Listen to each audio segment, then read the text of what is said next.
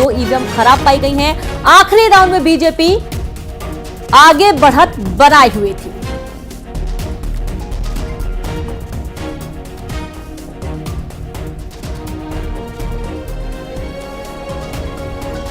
और ज्यादा जानकारी के साथ संवाददाता राजेश करमेले जुड़ गए। राजेश, 20वें राउंड और अंतिम राउंड की काउंटिंग चल रही थी, क्या दिक्कत आई है अभी? ये देखिए, 20वें राउंड की जो काउंटिंग चल रही थी उसमें अचानक मतगणना को रोकना पड़ गया, क्योंकि 2 ईवीएम जो है वो खराब समझ में आ रही है। प्रशासनिक अधिकारी मौके पर पहुंचे, कांग्रेस ने आपत्ति दर्ज की है, इसके बाद से काउंटिंग रुकी हुई है, दिखवाया जा रहा है। कलेक्टर और एसपी दोनों मौके पर मौजूद हैं और यही वजह है कि एक राउंड बचा हुआ है, उसकी काउंटिंग शेष है। क्योंकि मुकाबला बेहद नजदीकी है, इस वजह से 2 ईवीएम का खराब होना कांग्रेस को नागवार गुजर रहा है। जी, जाहिर सी बात है। बहुत शुक्रिया आपका राजेश जानकारी के लिए। तो अब ईवीएम का खराब होना कांग्रेस के लिए नाराजगी भी कांग्रेस जाहिर कर रही है और इस पे जांच की बात कर रही है।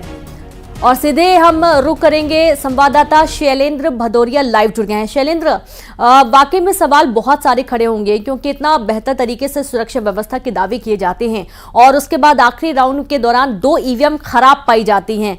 जब वोटिंग हो रही थी, क्या उस दौरान ईवीएम में गड़बड़ी सामने नहीं आई थी? और अब जब काउंटिंग हो रही तो ईवीएम खराब पाई जा रही है। शैलेंद्र, देखिए, ईवीएम का खराब होना, वो भी ऐसे मौके पर खराब होना कि जब हार और जीत का फैसला महज कुछ वोटों से होने वाला है। क्योंकि देखिए, 20वें राउंड की काउंटिंग चल रही है और जो बीजेपी के प्रत्याशी हैं वो महज 1100 वोटों से आगे चल रहे हैं। और जिस तरीके से हमने देखा कि पहले 3 राउंड में बीजेपी के प्रत्याशी ने बढ़त बनाई, लेकिन बाकी के जो 12 राउंड यानी 15वें राउंड तक लगातार ये देखने में आया कि कांग्रेस के प्रत्याशी 4-4.5 हजार की वोट की लीड जो है वो लगातार लेते रहे। लेकिन 15वें राउंड के बाद जो है वो उलटफेर होना शुरू हुआ और जिस तरीके से बीजेपी के प्रत्याशी धीरे धीरे करके जो अपनी लीड थी वो बढ़ाते गए और धीरे धीरे करके जो कांग्रेस के प्रत्याशी है वो पीछे होते चले गए। अब 20वें राउंड की काउंटिंग हो रही है और सबको ये उम्मीद थी कि बहुत निर्णायक ये राउंड होने वाला है, लेकिन उसी दौरान कांग्रेस ने आपत्ति दर्ज कराई है कि 2 ईवीएम मशीन जो है वो खराब है और इनके इस आरोप के बाद जो है फिलहाल काउंटिंग को रोक दिया गया है। मौके पर जो है वो जिला निर्वाचन अधिकारी, कलेक्टर वहां पर पहुंचे हुए हैं, एसपी वहां पर पहुंचे हुए हैं और कांग्रेस के कार्यकर्ता और जो वहां पर